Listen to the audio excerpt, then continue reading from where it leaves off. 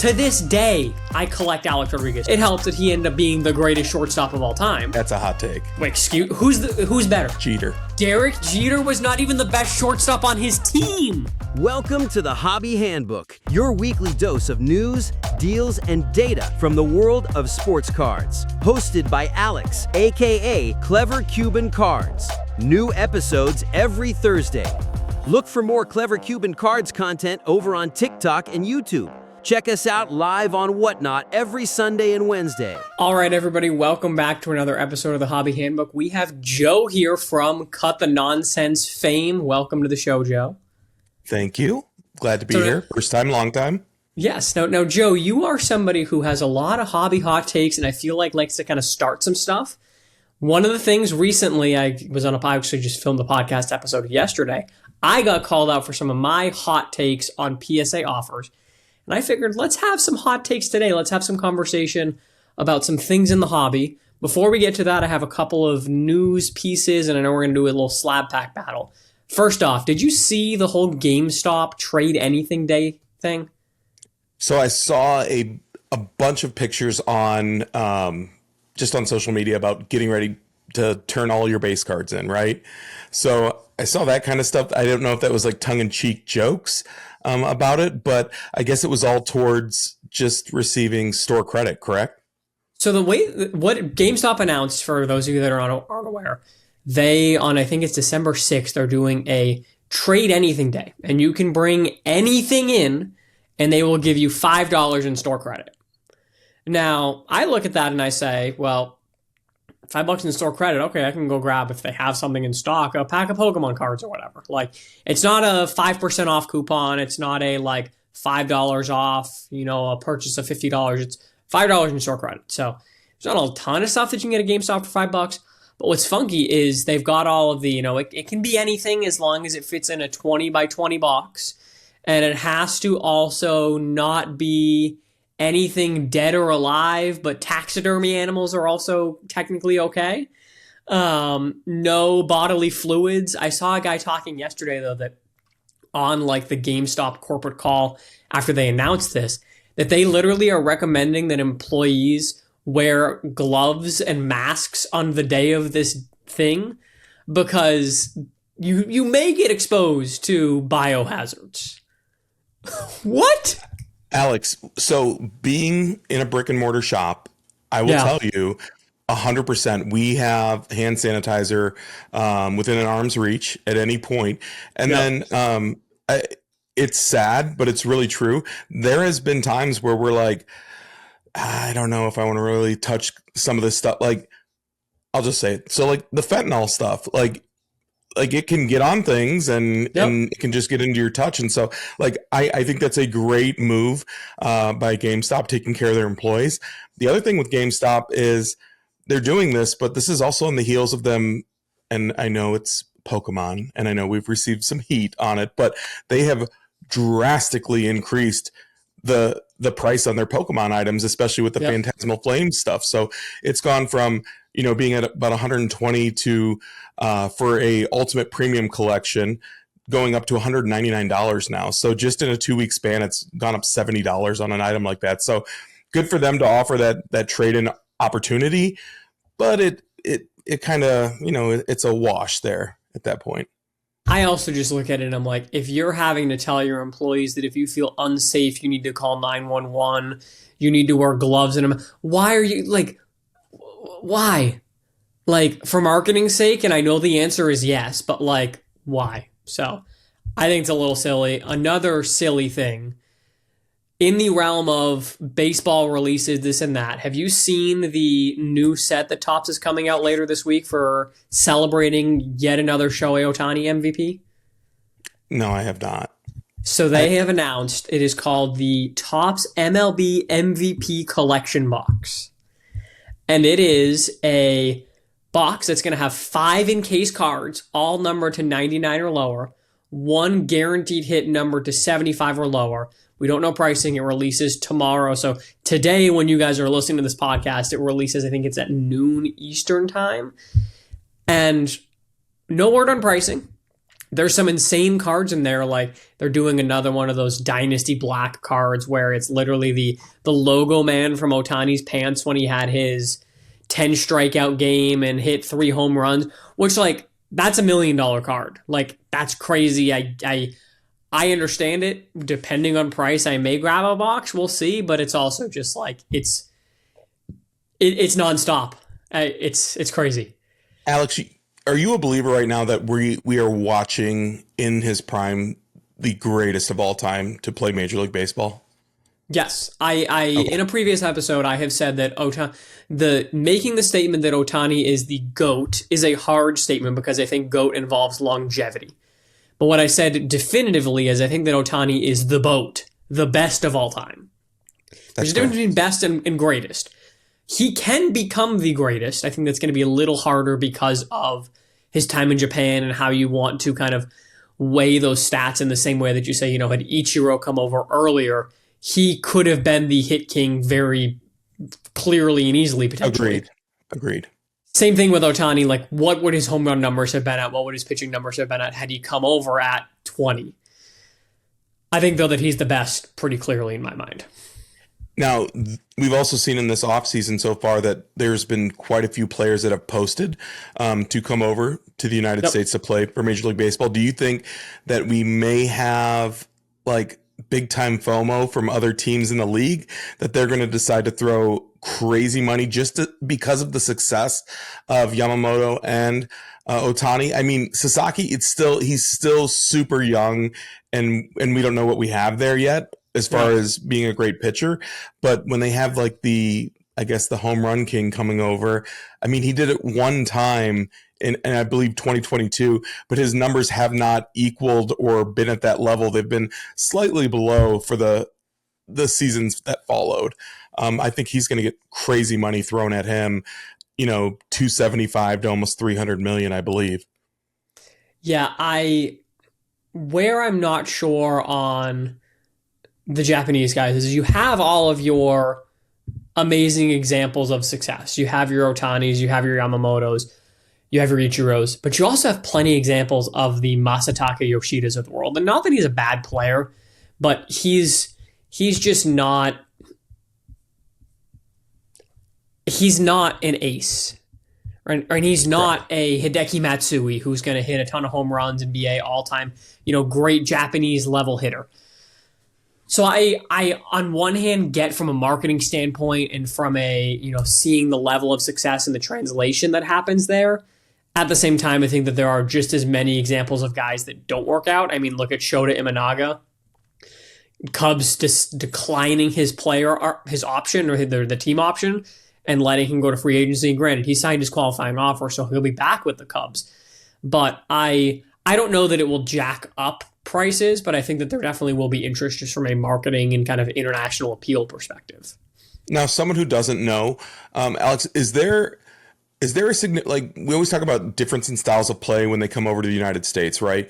So is there a difference between the other major league in Asia is the KBO, so the Korean baseball, and then the Japanese? Do you notice a difference in the style of play? Not a ton. I think like one of the things that's kind of a, Ichiro is more of a slapstick hitter. Like he's not a power hitter. Ohtani is kind of and Murakami, who's coming over this offseason, big power hitters are a little less common. You kind of tend to have more guys like a Haesung Kim, who signed with the Dodgers last year, or a Jung-Hoo Lee, that are guys that are really quality baseball players, but tend to lean a little bit more towards the contact side, using some of the speed, etc. Which is also like, it's the hobby likes. I make this joke on stream all the time that chicks dig the long ball. Like, The hobby likes power hitters. And as cool as it is to be a guy who's going to hit 300 and steal 30, 40 bags, if you're not hitting home runs, it's not going to get the job done from a hobby perspective. Well, Alex, but this is an opportunity for a cheap plug for me and my guy, Riley Green. If chicks dig the long ball, why isn't he getting more love? Because Riley Green had a breakout season. Yeah, it's true. I get you and I feel you there. I actually pulled to a nice little transition here. I have a very nice Riley Green Gilded Collection PSA 10 in my Arena Club showroom. And I know we're going to do a little Arena Club pack battle here. Now, I think, Joe, you're going to do a basketball pack. Is that correct? That is and correct. I'm going to do a football pack. Now, if you guys, listeners here, want to grab your very first slab pack, you can use code SCN at checkout, and that will get you 20% off your first slab pack. Now, Joe and I are going to do a little battle for mine. You know, the grail that we're chasing. We've got a Josh Allen Optic PSA 10 downtown rookie. There's a Tom Brady Bowman Chrome rookie. There's a Patrick Mahomes PSA 10 Prism Silver. So there's some big cards. We're doing gold packs, which are $100 packs. They've got packs all the way down to $25 and all the way up to $1,000 plus if you've got that kind of bankroll. I don't have that kind of bankroll, but we're going to do some packs here. Opening. Let's see what we get. I'm looking at the screen, so you got a nice little reflection there. Ooh, that looks like a Jaden Daniels Fireworks Green Ice PSA 10. Okay. Let's see what value you got to beat. That is a $51 value, so it looks like I hit a floor pack. I suspect you're going to beat me. Is that an Alex English, maybe? Looks like it. It is What's an that Alex value? English. Let's see. We're in the circle. It is a 87 Fleer sticker, Okay. PSA 8, Worth. and it is a $62 value. Joe, taking the dub. Congratulations. We talked before and we said that in the month of October, basketball packs had 4 out of the 5 biggest pulls, the biggest values. So basketball winning once again. And the stickers are cool, honestly. I mean, the old stuff too. I have one that I have a few. I have a Patrick Ewing that I want to send off and that kind of stuff. Right. I know that's the issue with the grading. A lot of it could be off center if it's off center for the whole set, but I don't know. That's pretty cool. That's my first 87 Fleer sticker, so I'm happy. Well, there you go. Love adding a cool card to the collection, courtesy of Arena Club. And make sure to use that code SCN at checkout if you're grabbing your first slab pack. Now, speaking of grading, let's hop on over to some of our hot takes. Now, I have some hot takes. I don't know if you have some hot takes. But my first hot take is that the hobby doesn't want accurate grading. The hobby wants 10s.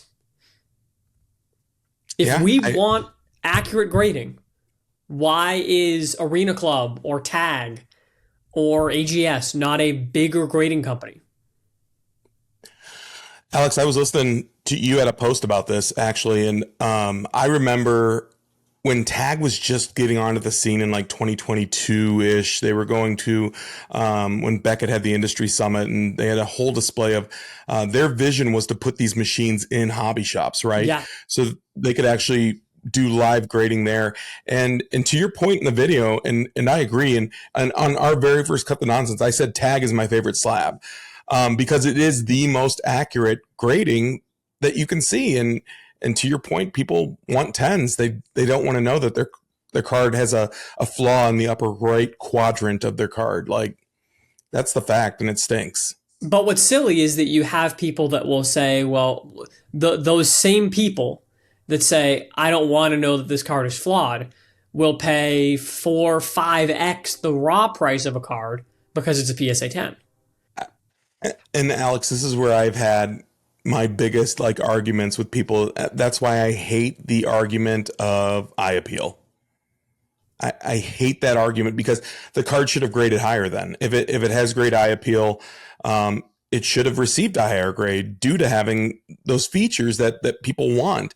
But that's also the subjectivity of grading. I don't do much vintage, but one of the vintage cards that I have, and I've talked about this card on the show before, Hank Aaron, SGC2 rookie. This card it's better than a 2. I don't care because it's a personal collection card and I have no intention of selling it unless I can really big time upgrade to a card to a copy that has better eye appeal. But tell me that does not have incredible eye appeal. Well centered, good color, no creases. That's the problem with the subjectivity of it. Yep. I hate that because that is a gorgeous card. Really, I mean, think about that card. I mean, it's 50 plus years old. and look at how good it looks. Like, Yeah, that's crazy. it is. But the subjectivity of grading, people don't care. People want PSA. And until people make a change, PSA is going to continue to be the king. People are going to continue to flex PSA 10s and only want to buy PSA 10s and only pay premiums for PSA 10s. And it's just such, the hobby can be so hypocritical at times because we complain so much. You know, one of the topics that we talked about in the podcast that I was on yesterday, the ball card show, was how PSA, one of my arguments is that PSA is not going to mess with PSA offers or intentionally grade cards lower because they're not going to risk their reputation. And they said, well, what reputation? What reputation does PSA have? If you ask people about PSA and you say, Joe, do you think that PSA is incredibly accurate as a grader? Go ahead. I think your answer is no.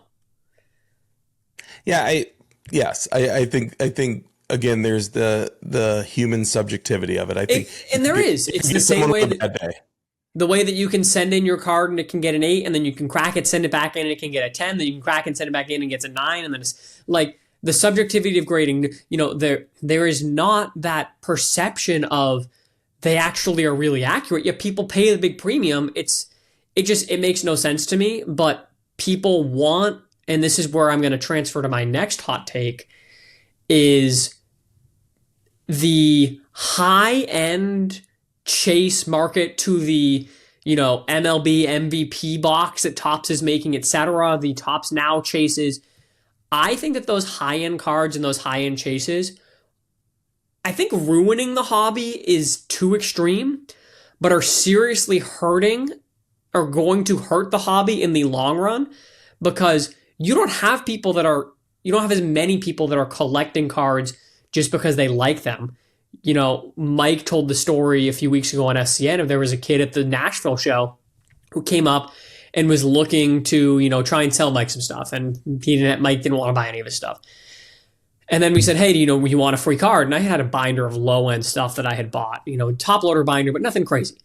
And the kid goes through, he goes, no, it's all cheap. And I'm like, bruh, I'm trying to give you I'm not saying buy this from me. I'm giving you a free card. And no, it's all cheap. It's the kids that only want to flex the big expensive cards.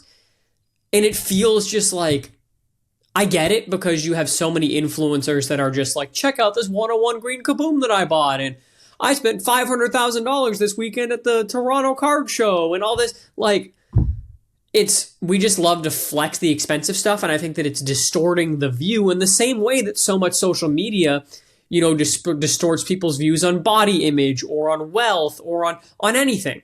But I think that they are, Topps and Panini are pushing these huge chases to drive sales. And I think it's going to hurt us in the long run.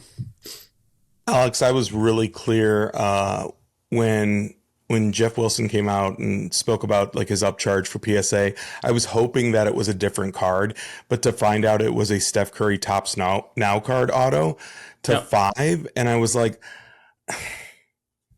really, like I wanted something so much more than what it was, and that's it was definitely a hard hit to get. Like, in that, I get it 100%, but it was still a Topps Now card, and this is a hot take, but I will take the Leaf licensed auto that I pulled out of a box with my son, hand over fist, like for a Curry auto. I will take it rather than that one. Like, it was so much. I don't know. There's just so much more to the sitting down. Like, it's not always about like the top value of it. I literally just got back an order yesterday, and you want to talk about, here's a cheap card, right? I love that card, the Griffey Bubblegum. And I got an 8 on it, right? Yeah. So I got the card for maybe $7 to $10. Yep. And now I just got an $85 offer on the card. Like, it's cool. I did learn something, though. This is not a museum collection one. I did learn there's a different version of this card that has museum collection right here, and it has a textbook in the back. And so that one has like a $300 value as a PSA 8. Whoa. And I was like, that's crazy. So when you're looking through, I mean, again, when you're looking through these collections and someone's like, that's cheap, there's these little nuances that people don't even know because they're not willing to really take the time to enjoy the hobby and see the stuff, where you could have this just robust card that's just sitting there. It's literally just sitting there. It's crazy. In a Facebook marketplace, this is probably my greatest pickup of all time. An atomic refractor just sitting in a Facebook marketplace pickup for $50. And what's that worth? Stack of cards. So this went through the PSA process. PSA offered me $562 for an 8. I passed on it. I think it's about an $800 to $850 card. Dang. As a PSA 8. Pretty good. And it was just sitting there in a cheap pile of cards. Well, and I love, if you or any of the listeners know my business, I am a value bin monster. I go to, and that's the thing is, and I think that a lot of people that are just heavily obsessed with the high-end world of gold Shohei Ohtani. I love the gold Shohei Ohtani, don't get me wrong. But this card was added on a deal that I did that I spent an hour going through a dude's value box. And I was like, that's a cool card as well. Maybe I'll grab that. So many guys are just focused, and so many kids now, because so many content creators and dealers are so hyper-focused on the only grail pieces. And I get it. It's cool to talk about the, exquisite sales that happen, and it's really amazing cards. I understand it. And the content does well. As somebody who makes a lot of content, yeah, doing PSA grade reveals does better than when I make educational content. But I think the educational content does more for the hobby and does more to help the average, collector. But it's skewing the perspective that people are, and kids are being brought up to what they should expect or what they should be chasing. We had the question a few weeks ago of why do people not set collect anymore? Because it's not cool. Correct. It's not cool anymore. It's cool to have downtowns. And so therefore they need to go find downtowns. And if, you have kids, I have a young daughter now, like if they come to the show and they're like, hey, I want to buy this $700 downtown, sorry, that's not happening. And you're setting up so many kids to fail. I mean, when I was a kid, I loved the thing that got me back into that got me into the hobby. I opened a pack, I think it was an Upper Deck pack at like a birthday party when I was a kid. I pulled an Alex Rodriguez base card. It was a base card, but his name was Alex and my name was Alex. And I thought that was the coolest thing ever. And so to this day, I collect Alex Rodriguez stuff. And of course, it helps that he ended up being the greatest shortstop of all time. But that's a hot take. Who's better? Jeter. Do not start with me, Joe. Put the numbers up. Derek Jeter was not even the best shortstop on his team. He was. Alex, I'm the same way. I'm not a Yankees guy. I'm a homer. I'm a huge Tigers guy. I hate the Yankees. But when I looked at his numbers, they're insane. Jeter's Alex Rodriguez's numbers are insane. They are. And I'm not going to go there, but I am, because I still believe that Barry Bonds is one of the greatest baseball players of all time too. Yep. And but when you have that little asterisk by it, I'm a firm believer in taking steroids does not change your ability to hit a baseball. What Correct. It does is it changes maybe a little bit how much further the baseball goes. And I think this is the bigger thing, it allows you to recover more quickly. But I also think that many of the things that athletes are doing today with the advancement in sports sciences that are legal today are effectively doing the same thing that steroids did, just in a safer way that's not prohibited. And so I will own the asterisk. But to say that Derek Jeter, Alex Rodriguez, far superior defensively. People thought Jeter was a good defender because he did his silly jump throw. And this is somebody who's sponsored by Arena Club, who Derek Jeter is a owner of. his silly little jump throw is because he had a weak arm and he made easy plays look difficult because they were difficult for him. Jeter, when Alex Rodriguez signed with the Yankees, should have moved off of shortstop and probably moved to second base because Alex Rodriguez is a far superior defender. You want to talk offense? Jeter, he's got a higher average. I'll give you that. He hits 310 versus 295 in Alex Rodriguez. Jeter, he's got more hits, 3,465 to Alex Rodriguez's 3,115. So, okay, he's got 300 more hits. Home runs, Alex Rodriguez, 697 to Derek Jeter's 260. RBIs, Alex Rodriguez with 2,086. Jeter with 1,311. Alex Rodriguez has more runs. Alex Rodriguez has a higher OBP, a higher slugging percentage, higher WAR by 45. Don't give me that, Joe. Do you think maybe those were the case because he maybe hit behind Derek Jeter? No. So how many of those RBIs were runs that Derek Jeter produced? No. I mean, because he had more hits, he was on base. I mean, yeah, but Alex Rodriguez, his Yankee stats are nowhere near as good as his stats with Texas and Seattle were. Well, and to your point, with the other side of the steroids thing, they do have positives and negatives, and they can cause injuries and lingering ailments. And, that's definitely a proven thing. But when it comes down to it, I really think, how many games played while you have those stats up? What were their games played? Jeter played 2,747 games to Alex Rodriguez's 2,784. Alex Rodriguez played in more games. Wow. Okay. There you go. You're convinced. You're building a strong case. But I'm going to have to go with, how many games did he play at shortstop compared to Jeter? Probably he moved to third base in 2004, so probably about half his career, so probably 1,300 roughly, if I had to guess. Okay. Back of the napkin math. There you go. Yeah, I don't know. I think that's fine. You can be wrong. That's all right. And I will be in this case, 100%. I mean, the numbers do prove me wrong, 100%. Yep. But I think it also goes back to maybe why didn't Cal Raleigh get a Golden Glove? Because he was wrong. Yeah, he 100%. I'll agree with you there. Dylan Dingler got it. Yep. Tiger. Yep. No, I'll agree with you there. I thought that you were going to say Cal Ripken for best shortstop of all time, because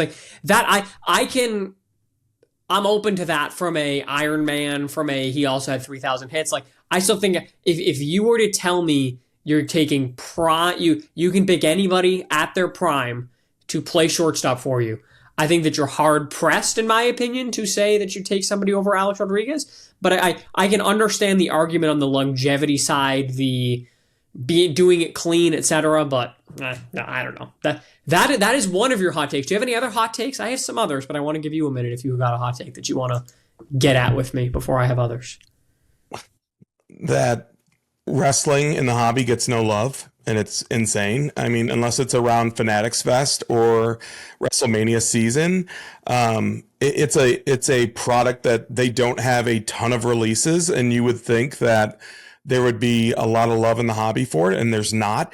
Even back to, if you look at the I think it's 82 Stars of Wrestling, that set A, B, and C, only the people that know are into that kind of stuff. But you're talking about Dusty Rhodes rookies, you're talking Ric Flair, Hogan, even getting the Andre the Giant stuff out of there. I don't think, and I'm a wrestling fan, I get it 100%. Yeah. I just think there's a lot of room in the hobby there for it to grow, and not the room of, I like the fun every once in a while, the Travis Scott, Cactus Jack stuff. I like that. Like That's fine. I like it when they release it at Fanatics Fest. I don't like when they release it as a standalone product. Yeah. I think that's when it just gets weird. But they didn't make enough of it, to be honest, this past year. As a shop that does the Topps Chrome buyback, we got one case. and that was it. Yep. Like, they just didn't make a ton of it. So I think there needs to be more love for wrestling, and that's a semi-lukewarm take. Well, but I think that quick Googling, and this is obviously just Google AI's assessment here. It says worldwide there are about 90 million wrestling fans and about 500 million baseball fans, just for kind of numbers there. So it's actually like, 1/5. I'd say the wrestling market is nowhere near 1/5 of what baseball is. Obviously, baseball has the history and like kind of the culture of baseball cards built into it. I think that if you're to blame anybody there, it's Topps' fault. I know I've heard Jesse talk about how, they said they were going to have like 5 or 6 releases and they came out with a couple at the start of the year and then nothing. Yeah. You cannot support the collection and the like continued relevance of something if you are not continuously releasing sets. We talked about it in last week's episode for baseball that I ragged on Topps for going weeks, if not months, without a legit baseball release. And then within a like 2-week period, they released like 4 or 5 sets. And I understand from a business perspective that people make the argument, well, it's sold out anyways, so what? It's not their problem. You're not wrong. It did sell out anyways. But to the average person can't, and I get the average person isn't going to go buy cases of all these things like I did, but the average person can't say, I'm going to buy, a couple of boxes of Cosmic Chrome, a couple of boxes of Update, a couple of boxes of Black and White, a couple of boxes of Pro Debut, a couple of boxes of Topps Update, a couple of boxes of the MLB MVP set that's coming out this week. Like you can't afford that in such small, like confines, like close in together. They need to spread it out because that's what keeps things being relevant over time. We see it as the hobby moves from one product to another product to another product, but Topps is shooting themselves in the foot. Alex, here's the thing. You gave the numbers of 90 million to 500 million, right? Yeah. So TKO Sports buys the WWE like 18 months ago. TKO Sports already has the infrastructure with the UFC for all these events overseas. So that's why like the WWE is now, they have their first WrestleMania that's slated in 2 years to be in Saudi Arabia. Yes. They have constant events in Australia, France, England. You have these markets to the point where you actually moved WrestleMania. This WrestleMania that's coming up was supposed to be in New Orleans. Okay. They did so well in Vegas last year. They're running it back because Vegas is such an international hub for tourism and travel all over the world. And gambling. What are ripping packs? It's gambling. 100%. And Alex, but they did such a good job with just doing the entire event for the entire week with something on every day. They did signings, all that kind of stuff. And that really helped. But to your point, if you're just releasing a couple items, I mean, I would think that they would be riding this wave. Like, it is a huge wave. It's got a huge uptick, and they're not doing it. And that leads me to my second hot take. Keep wax sealed, buy singles. Buy wax, keep it sealed, but buy singles. I'm telling you, if you don't want to fall prey to that gambling thought or whatnot, a lot of that, the mystery of what is in that sealed wax is what will carry that value for longevity with any product. And it really doesn't matter unless, here's the one thing you have to do. You look at the checklist and you make sure there's not a ton of redemptions, because that's the only thing that could burn you in the future. But for the most part, non-sports, sports, the sealed wax will carry stronger value than what you actually get out of it. Yep. Well, one of the things that somebody has said to me previously in regards to, so I'll first say this, I don't keep any sealed wax because I am a degenerate who the moment that a box enters my house, it is ripped in 10 minutes or less. I have no self-control. I have tried in the past. I have literally bought, like plastic bins that you can lock, and like it does not work. I'm a degenerate. I have no self-control. I own it, and I recognize that that's why I buy singles. But the population outside of numbered cards, you pull the 101, there's never going to be another one of those. Population on this Shohei Ohtani, Topps Update pitching rookie that is only going to go up. There's only going to become more of those as time goes on, as people continue to open those sealed products that people have been holding on to. But the population on sealed product will only ever go down. It is always going to become, it is consistently becoming more and more scarce, which supply and demand, your supply is constantly going down, which means that in theory, you will see price increases. You are correct. You have people that like to collect sealed things. I know Pokemon people are big into collecting sealed product. And you have people that, like to hold sealed boxes because then breakers, 25 years from now will want to be able to open up the Patrick Mahomes rookie year stuff. So you're not wrong. You just need to have self-control. I was pleading with a guy who came into our shop and he bought 2 Topps Fire 2018 packs. And I was like, and he pulled nothing, I bet. He pulled nothing. Yep. And they were $75 a hanger pack. And I said, dude, just keep them sealed.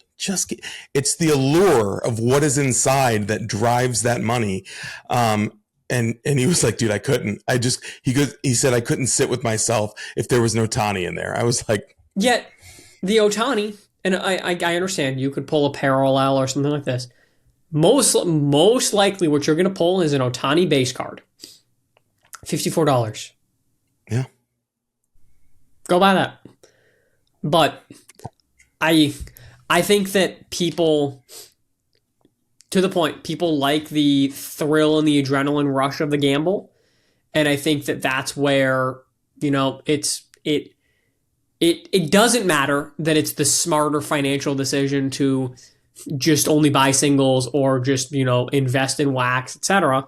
Because people are doing it for fun. And that is one thing I will say that I have come around on. I've talked with, one day I hope to open a card shop, and my wife has kind of said to me, how would that go though? Because you preach so much buy singles over buying, sealed boxes. And I said, well, I've softened a little bit in that it's know what you're getting into. If you come in and you say, I am ready to throw $150 out the window because I want to have the fun of maybe pulling an Ohtani rookie, great, I'm here for it. But know what you are getting into and have an understanding that 99% of the time you are going to lose. You're going to the casino and you have to be prepared for the fact that you are going to walk out with $0 and you say, great, I had fun tonight and that was worth the amount of money that I put in. Am I going to be happier if I leave with more money than I came in with? Absolutely. But the reality is the house is probably going to win, and that's okay. It's also, though, and this goes to one of my hot takes, and people might blast me a little bit for this because I'm somebody who literally makes my living off of this. The obsession with comps in the hobby and what a card goes for, the amount that I get people that come into my chat and will say, I'll sell Roman Anthony Prospect Power Up. It's a $3-4 card. This will probably sell for $8 to $10 in my stream. And people say, oh, it's a $3 card. Why are you spending so much money? Because they like the card and they're fine with the price. The way that I run, I think that comps do not matter. I think the comps are simply a snapshot of what that individual seller was either willing to sell that card at or it's somebody who was willing to buy that card at. You have the extremes that happen on Whatnot, and I have a problem where people are taking advantage of people saying, chat, this is a $30 card. What are we doing? We need to bid this up. What I don't have a problem with is in my room. When I pre-list this card 72 hours before the stream, I have a picture up of the card. Now, all of my listings on Whatnot have a pre-listing exactly what the card is with a picture. I can look at it. I had a Nolan Ryan the other day. It's a $3-4 card, sell for $25. I had the picture. I had the name. I give you the educational tools to go and look up what a card is worth. A card is worth is what somebody's willing to pay for it. And if that person is willing to pay $24 for it, guess what? It's worth that. It's the same reason something sells on eBay sometimes for $3 and $10, because different times people are willing to pay different prices. Comps don't matter and we're too obsessed with them. Rant over. I love that. I talked to another buddy of mine and just the cards that I had showed. So the bubblegum Ken Griffey Jr. Yeah. I have it listed at $115 for a PSA 8. Mm-hmm. I know that they really are like $80, $90 cards. I get it 100%. And a guy reached out to me. He's like, well, the last one sold for 79. And in my being a smart aleck, I said, well, then reach out to that buyer and see if he'll sell it to you. Like I don't, but I'm not in the position where I have to let it go. Yep. And comps too. The time is super relevant to that point, because you also have guys who they don't take into consideration the tax and the shipping on the stuff. They're like, well, on eBay it sold for $4. Yeah, but it also had $7.99 shipping with it too. So I mean, that person has now turned that $4 card into $11, $12 card after taxes and fees. Like, I mean, that's a real thing. And then the other term, like when we talk about addicted, like ripping wax being addictive, like I've heard the term cardboard crack. Like it's tough. Like it is tough to sit there and do it. But if you are that person, to the story that you're kind of telling and framing there about someone coming in and being okay with opening $150 in wax, if you're that person that then pulls a $400 card out of there and then you get that dopamine rush, and now you decide like, well, I might get a $400 card, but I'm going to get a $150 card in every pack. That's where that slippery slope can be, for sure. So again, having those limits and understanding what your own personal limits are huge. But I still stand by my thing. Like if you have the discipline enough to keep stuff sealed, you can go out and find the cards that you're looking for from that product because someone has ripped it, and those singles are out there too. Yep. They are. And I think that you can even take that discipline though to the sealed market, to the singles market, in that what you said, in that just because, I'm the king of buying cards at 7 a.m. on a Tuesday, because people have auctions in it at 7 a.m. on a Tuesday, nobody's looking at them. And I get some crazy good deals sometimes. And just because there's that comp, and we talked in the podcast I was on yesterday about this, that just because there's a comp at a price, it's a challenge that people will say, oh, well, the last one did this. Can you do slightly under it? And the answer is no, because I was the last comp. I bought it at a price that I thought that was good. I think that what a lot of people get into, and so many people get their liquidity tied up in too many cards, and then they get desperate and they have to sell it. All the stuff that I buy, like I bought at this year's National, Ken Griffey Jr., 1952 refractor throwback numbered out of 552. The last sale on a 9 was, I think, like $75. I literally did not even look it up. The guy said, would you do $100 on it? And I said, yeah, I do that. Like, I bought the card because I liked the card. I thought the price was fair. And guess what? Now I'd sell it for $150. I'll make a little money off it. But if it doesn't sell, so be it. Like, now, Alex, I'm being hypocritical with saying this too, and I'll put that out there for anyone in the chat in the comments, because at a shop, and I'm very clear about this, and you've heard me say it before, we buy at 50% of the most recent comps. We sit down, we list it with everyone, and there's no hard feelings. That's just where we need to be because of those reasons that you just said. If someone's like, this was the last comp, can you go underneath? If I'm able to buy and have that much cushion, then I can meet somebody where they need to be on a deal. So I get it. Working at a shop, I know that's how we are, brick and mortar. We buy at that percentage. It may not work for you, but again, unless you feel like you've overextended and now you have to kind of recoup, those are really the people that are all in on it. I just want to get my cash back from it. And when we talk about having seasons, I mean, the season of a card shop, it really goes in 30-day periods too, because the sad thing is we know that there's going to be a ton of collections that come in at the first of the month when rent and bills are due. Yep. And that's the truth. That's the honest truth. And so when you're sitting there and you're having those conversations, I mean, for a shop too, we're extending that money out to these people. So we're trying to make sure that we have the ability to price it right so we can recoup. But I mean, that's real life. That's real world. It happens every month.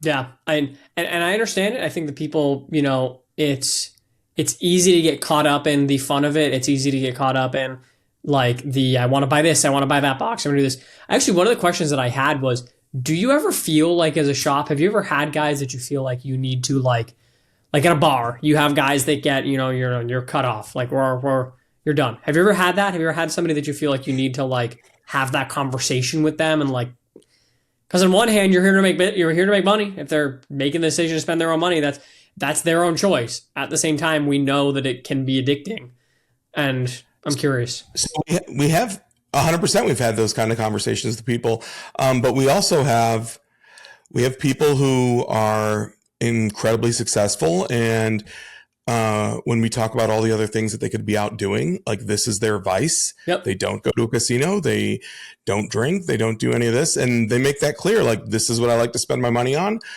This is kind of my release. But I personally, I can tell you a story where a gentleman had come off of, he worked for a trucking company, and he had done like, I don't know, 16 days out. And so he was just like, dude, he was ready to come back and buy. And when he was out on the road, he was buying a lot of retail stuff. And he was like, hey, does any of this have any value? And we took a few things here and there, and we're just like, yeah, we could put it towards like the cost of some boxes. But then he just went wild in it.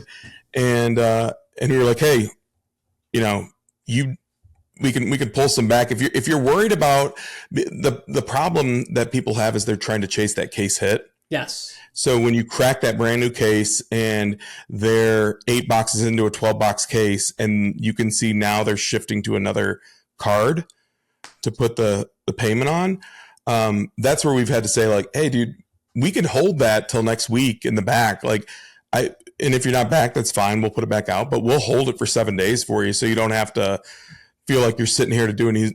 And he was cool. He was like, are you guys serious? You would do that? He's like, I just don't want to miss that hit. We're like, yeah, dude, we'll put it in the back, because you can see that sweat coming, and you're talking maybe like $3,000 to $4,000 that they're into a product for, and yep, like they're chasing a card that the case hits only $1,000, if that. And you're like, that those are tough, but you have to be real with people too, like.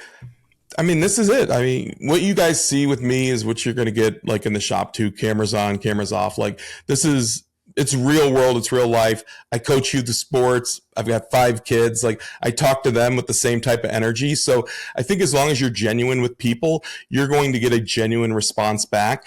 When there are some macho and bravado type guys that you kind of have to be like, dude, it's you're not missing anything here. Like, let's get it moving here. Like, take the loss and get it going. Oh, I can do this. I own it. Like, we get it 100%. If you want to do it, I'm not going to argue with you, but I'm just trying to help you get out from underneath where you are right now. So yeah, that's when you throw them a free monster box and get them going.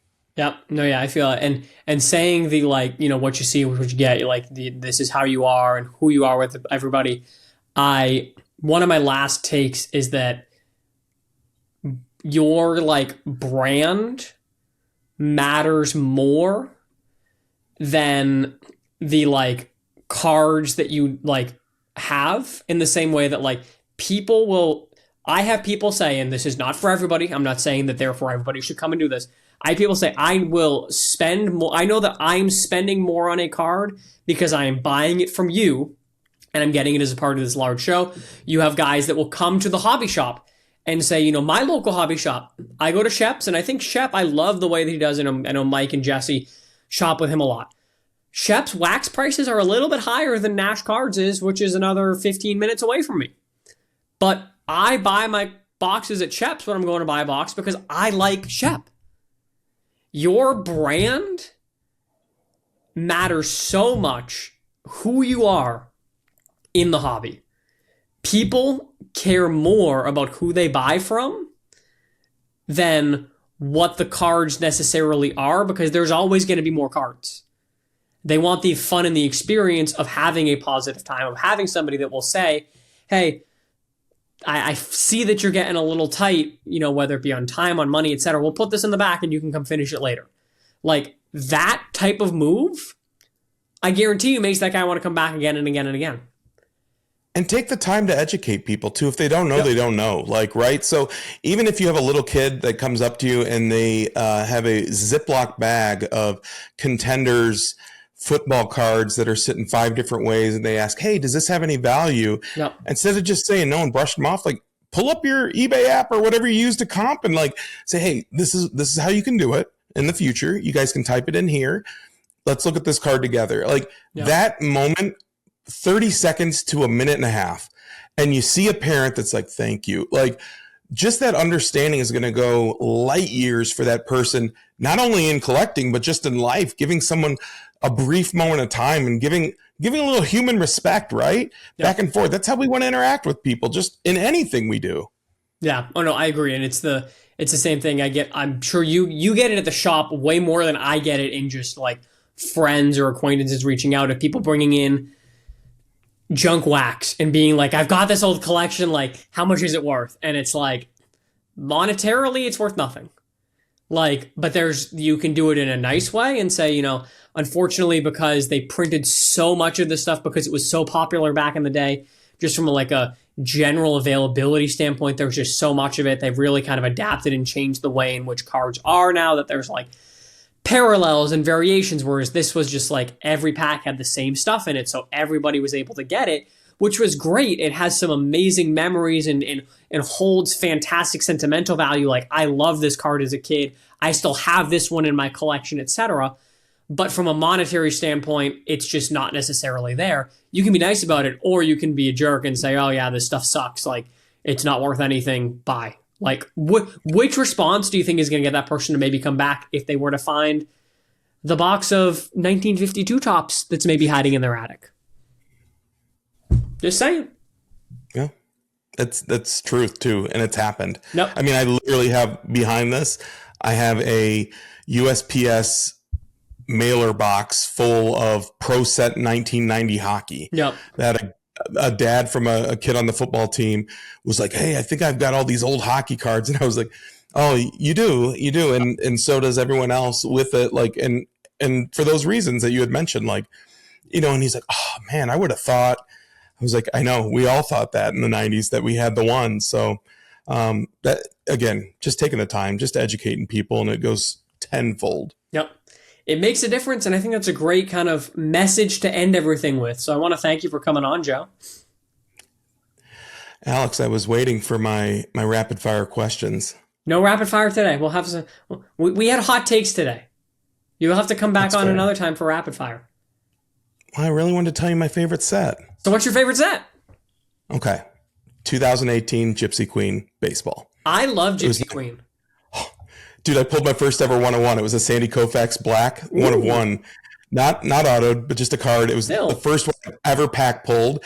And it was, dude, those cards are so beautiful, and just that weird, like, distorted vintage look.